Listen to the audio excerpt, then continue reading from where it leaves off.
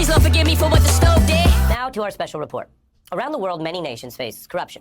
In the U.S., chains in the world, and many critiques of U.S. foreign policy, which brings us to this 1996 exchange between Louis Farrakhan and CBS's Mike Wallace. What up? So, God did with DJ Khaled, featuring Jay Z, Lil Wayne, Rick Ross. I spoke about it already, but I ran into this video with MSNBC talking about rap bars, not jail bars.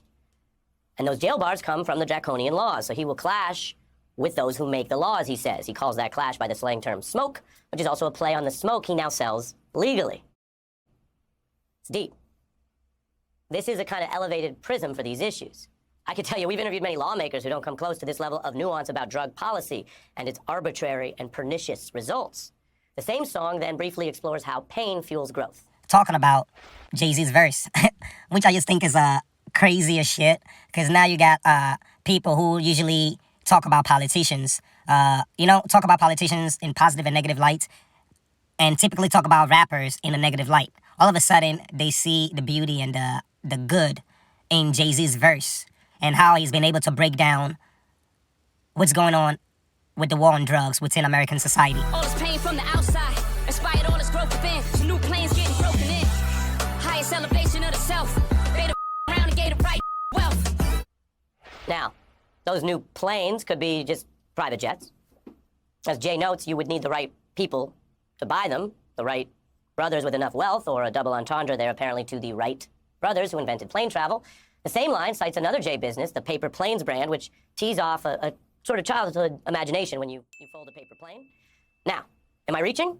Well, art is always up for interpretation, but I can tell you Jay's longtime producer, Young Guru, decodes this part of the verse in a new video that was just posted online. You gotta realize that everything being said here is a fact. Right. It's not aspirational no more. New planes getting broken in. Right. You know what I'm saying? Planes. So it's like, it's literally paper planes, brand. right? The brand. So Right. new clothes, like when you try new clothes, you're breaking in your clothes. This man just ordered a new plane. Oh my God. But then it's new planes getting broken in, new levels of existence. Yeah. All right, so if you're counting, that's airplanes, the planes company, paper planes, and planes of existence. Quadruple entendre. This poetry, like other great art, takes more time to fully understand than it takes to just see or hear on a first glance. And that is why many people say Jay remains the greatest of all time, known by the acronym GOAT. And by the end of this dense poetic verse, which just dropped on Friday, Jay admonishes his would-be judges or competitors as donkeys, a play on GOAT, but then makes a reference that takes us all the way back to where we began. Next time we have a discussion, who the GOAT, you donkeys know this. Forgive me, that's my passion talking. Sometimes I feel like Farrakhan, I'm talking to Mike Wallace. I think y'all should keep quiet. That's his passion talking. Jay invoking that classic moment we showed you to offset his own grandiose talk, asking forgiveness for being so strident even as he meant. But notice what else he's doing. Ending this poem just as he began it when he asked forgiveness for dealing drugs in his youth. And notice what else he's doing. The Farrakhan parallel can apply just to proclaiming himself the greatest. That would be like, I think, a literal reading. Or maybe it could apply all the way back to this entire poem about America's drug war and Jay's own path. Think about it. Decades in, this billionaire entrepreneur with proven success, measurable success in music, media, sports, business, law, and politics, still finds he must explain basic facts about American corruption and racism to elite and white society. And many leaders and people still don't see it or refuse to face it. That kind of entitled ignorance, which can cause real damage to real people's lives, well, that might raise your ire, might get your passion talking. And if the facts are talking, well, it's a good time for people to listen.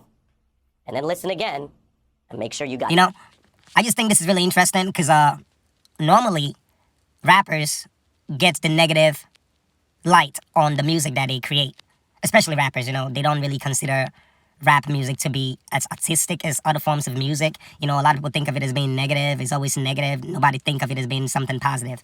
But for some reason, this guy, I'm not sure what his name is, but I will find out what his name is afterwards because I'm actually happy that he took the time to listen and he actually is breaking down Jay Z's bar for bar. I'm talking about his verse. He's breaking down the verse bar for bar. And he seems to understand the double entendres and quadruple entendres used by Jay Z, the artist. I think this is just beautiful, bro. This is just beautiful. Like when I hear a white dude and this has nothing to do with race, you know, from a different socioeconomic status, from a different class, and probably grew up totally and completely different from the same lifestyle Jay Z had. For him to be able to understand and get the meaning and the metaphors behind the lyrics, honestly, bro, that is fucking amazing. I like that. So, yeah, man, listen to this guy break down the verse for verse. Jay Z, you know, rapping on that song God did, you know. It's fucking amazing. So I just thought I should share this with y'all. If you haven't really watched this interview yet or watched the video, this is another chance for you to see it because now it's on my channel. And this is great. This is great for hip-hop. This is great for the music. This is a good look on Jay Z. You know, it's not just, you know, Breakfast Club talking about it.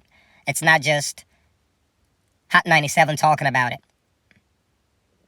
It's actually MSNBC. It's like a news channel, like a major news channel. So, yeah, man, I think this would bring more light into the album that, I mean, this would be really good for DJ Khaled. And also, this is great for Jay Z. This is a good look on Jay Z, of course. So, yeah, man, my man Hove doing this thing. DJ Khaled doing this thing. Lil Wayne doing this thing. The words seem to be dissecting this verse and digesting this verse. And every time you listen to it, you are getting a different meaning from some of the words and some of the bars that you took that you thought you understood. You know? That's the beauty of hip hop, man. That's the beauty of hip hop. You could talk about so many different things in one bar. And the more clever you are as an artist, you can even do more. So, big ups to the GOAT. Next time you speak of who's the GOAT, I hope you donkeys know this. That's what Jay Z said, right? Yeah, man. Next time you speak of the GOAT, yeah, I hope you donkeys know who the GOAT is. Yeah, man. Yeah, the music is dope. You let me know what you think. Is this verse getting, I mean, are people giving it too much accolades? Are they hyping it up too much? Because some people seem to think that, you know, some people think Jay Z has other verses and has done other songs and dropped other bars that are just as meaningful, and they don't really understand why this one is getting all the praise that it's getting. That's how some people feel. In my opinion, I feel like it definitely deserves all the praise that it's getting. For Jay Z to be able to do this at this point in his life, over the age of 50, you know, still schooling the youngins, like, you know, like if you listen to the music, like a lot of the new artists are making, I wouldn't say new artists, I wouldn't call them younger artists, I would say the music that is being pushed by record companies recently, you know, a lot of them seem not to have any meanings to them. A lot of them is just about, you know, feel good, you know, make wrong decisions, fuck up your life. Yeah, that is what is being pushed in the music today. So for Jay Z to be able to drop something that is meaningful, and it's not talking about how he wants you to fuck up your life and how he wants to self-destruct himself, you know, it's not about self-destruction, you know, and he's getting all the recognition and he's getting all the attention that this one is getting, I think is great for hip-hop. I think it's great. And personally, I think you should go check out the entire album by DJ Khaled. It's amazing. And don't forget to check out my album, Hard Copy, and also the other one, Perfect Stranger. They're both on Spotify and Apple Music. I would appreciate that.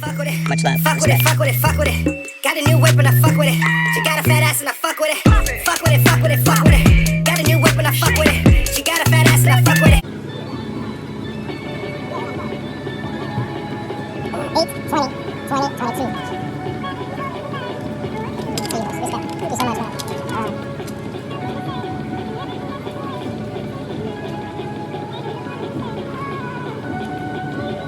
Eight, 20, 20, 22. Thanks. Yeah,